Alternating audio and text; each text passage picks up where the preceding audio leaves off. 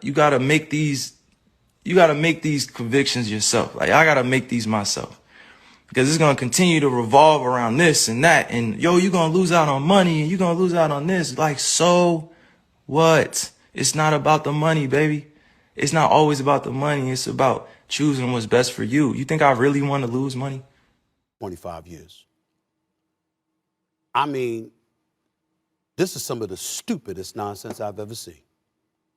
Just flat out stupid. So let me get this straight. So if the reports are true, because we don't know whether they are or not, okay, but let's give credit to Sham and others who have reported this. It is what it is. Let's go with that, okay?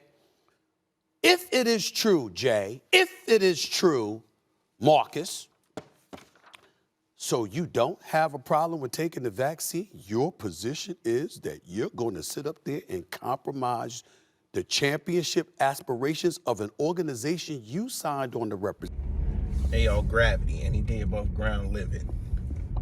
See, y'all make it hard, blood. Y'all make it hard to defend you. Let's start it off like this. Shout out to Kyrie Irving. Kyrie Irving did what he did, and he said what he said, and I stand with the brother. Because for you guys to come out here and tell people they got to do this, they got to do that, I don't know what it's going to take for people to realize you can't force people to do things that they don't want to do. And we have all these mandates floating around and think, oh, we're going to do that to get back to normal. You're just siphoning off people that don't want to get with you and get with your program. And the people that do want to get with your program, they're going to be hesitant. So you're only going to be left with the sycophants. And that leads me to sycophant A. Smith, aka Stephen A. Smith. So you decided to knock Kyrie yesterday morning on First Take for saying what he said about the jab. Then you decide to do a video saying you didn't even see what he said, but you did 20 minutes of commentary on it. How's that work? If you look at the live that Kyrie did, all he said was he doesn't like the fact that people are losing their jobs over something that should be voluntary. And that he's not even anti-jab.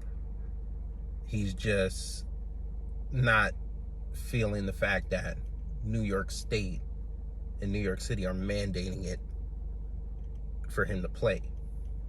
So he wants to be this voice of the voiceless, which is why I call him CM Kyrie on somebody's post. And you're taking offense to that because now you're head Negro in charge at ESPN, making your $12 million a year. So you feel like you can police this man and what he does with his body.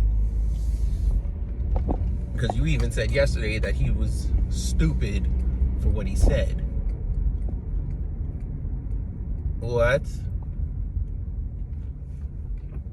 Look at all the things you've said over the years that were stupid, that people still rocked with.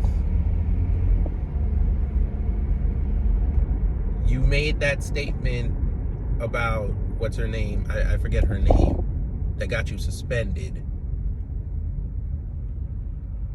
It might have been Carrie Champion, but you got suspended on that.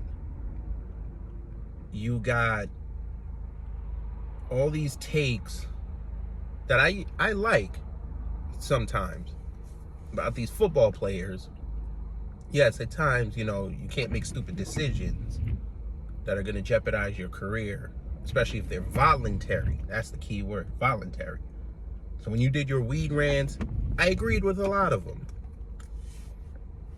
because that's a privately held corporation. And if they tell you weed is no good, then it's no good. This is a different aspect, though.